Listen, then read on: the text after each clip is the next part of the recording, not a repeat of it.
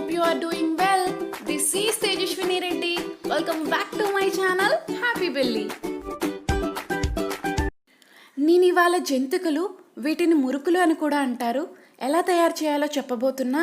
నేను ఇప్పుడు చెప్పబోయే టిప్స్ని కనుక మీరు ఫాలో అయినట్లయితే జంతికలు అనేవి కరకరలాడుతూ గుల్లగా వస్తాయి.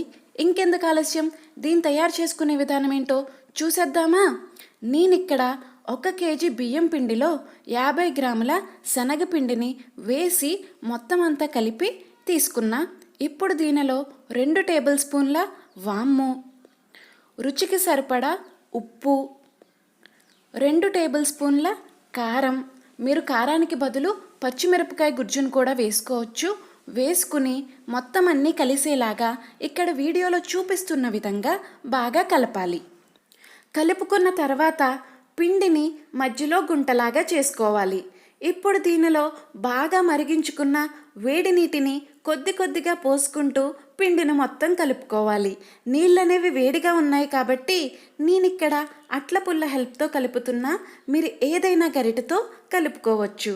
ఇక్కడ వీడియోలో చూపిస్తున్న విధంగా కొద్ది కొద్దిగా వేడి నీటిని పోసుకుంటూ పిండిని కలుపుకోవాలి. నీళ్ళన్నీ ఒకేసారి పోయకండి, కొద్ది కొద్దిగా మాత్రమే పోసుకోవాలి. జంతికలు అనేవి పర్ఫెక్ట్గా రావాలి అంటే పిండి కలపటం అనేది చాలా ఇంపార్టెంట్ స్టెప్ అండి. మన పిండి అనేది బాగా మెత్తగా ఉండకూడదు, అలాగని బాగా గట్టిగా కూడా ఉండకూడదు, మీడియం సైజులో ఉండాలి. సో అందుకే మీరు కొద్ది కొద్దిగా వాటర్ని పోసుకుంటూ కన్సిస్టెన్సీ అడ్జస్ట్ చేసుకుని మనకి కావాల్సిన కన్సిస్టెన్సీ వచ్చినప్పుడు ఆపేసుకుంటే సరిపోతుంది. మీరు ఇక్కడ చూసినట్టయితే నేను కొద్దిగా గట్టిగా ఉన్నప్పుడే నీళ్లు పోయటం ఆపేశాను. ఇలా ఉంటే చాలు. దీనిని ఒక 10 నుండి 15 నిమిషాల పాటు చల్లారటానికి పక్కన పెట్టుకుని ఉంచుకుందాం. పిండి చల్లారిన తర్వాత దీన్ని చేతితో గట్టిగా ప్రెస్ చేస్తూ ఉండలాగా కలుపుకోవాలి.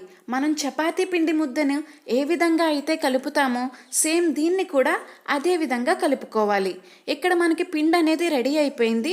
దీన్ని ఇప్పుడు జంతికల కింద చుట్టుకుందాం. ముందుగా స్టవ్ వెలిగించి స్టవ్ మీద డీప్ ఫ్రైకి సరిపడా నూనెని తీసుకుని ఫ్లేమ్ని హైలో పెట్టుకుని నూనెని వేడవ్వనివ్వాలి. ఈలోపు మనం జంతికలను చుట్టుకుందాం. ముందుగానే జంతికలు గొట్టానికి నూనె రాసుకుని పెట్టుకోవాలి. ఇప్పుడు దానిలో పిండి ముద్దను పెట్టాలి. పిండి ముద్ద అనేది జంతికలు గొట్టం నిండా పెట్టకండి, అప్పుడు చుట్టడం కష్టం అవుతుంది. సకానికి పైగా ఉంటే చాలు. దానిపైన మూతని పెట్టి చుట్టుకోవాలి. నేను దీన్ని ప్లాస్టిక్ కవర్ పైన చుడుతున్నా, మీరు కావాలి అంటే ఒక గరిటెని వెనకాలకి బోర్లించి దానిపైన చుట్టుకుని డైరెక్ట్గా నూనెలో వేయొచ్చు.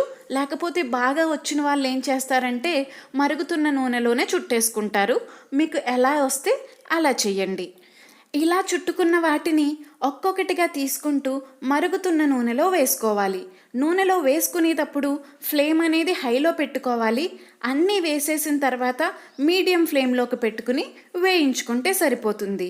ఇంకొక గుర్తుంచుకోవాల్సిన విషయం, వేసిన వెంటనే తిప్పకండి, ఎందుకంటే మెత్తగా ఉంటాయి కాబట్టి షేప్ అవుట్ అయ్యే ఛాన్స్ అనేది ఉంది.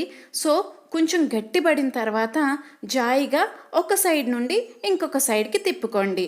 మనకి జంతికలు వేగాయో లేదో ఎలా తెలుస్తుంది అంటే నూనె బుడగలు వస్తున్నాయి కదా, ఆ బుడగలన్నీ తగ్గిపోయి చల్లారిపోతే మనకి జంతికలు అనేవి వేగినట్టే. మీరు ఇక్కడ చూసినట్టయితే మనకి మంచి గోల్డెన్ బ్రౌన్ కలర్ అనేది వచ్చింది కదా, ఇలా వస్తే చాలు. ఇప్పుడు మనం వీటిని సపరేట్గా ఒక ప్లేట్లోకి తీసుకుందాం.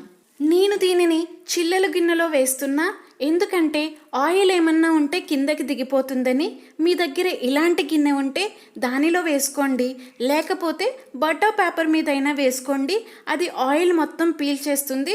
అప్పుడు ఇంచక్క వీటిని డబ్బాలో స్టోర్ చేసుకోవచ్చు. మిగిలిపోయిన పిండిని మొత్తం ఇలాగా జంతికల్లాగా చుట్టుకోవాలి. చుట్టుకునే ప్రతిసారి జంతికలు గొట్టానికి కొద్దిగా నూనె రాసుకోండి, ఎందుకంటే అలా చేయటం వల్ల పిండి అనేది దానికి అతుక్కోకుండా ఇంచక్కా వస్తుందన్నమాట. సైజ్ అనేది మీ ఇష్టం, చిన్నగా కావాలితే చిన్నగా చుట్టుకోవచ్చు, పెద్దగా కావాలితే పెద్దగా చుట్టుకోవచ్చు. వాటిని ఇలా నూనెలో వేసి మీడియం ఫ్లేమ్లో గోల్డెన్ బ్రౌన్ కలర్ వచ్చేంత వరకు వేయించుకోవాలి.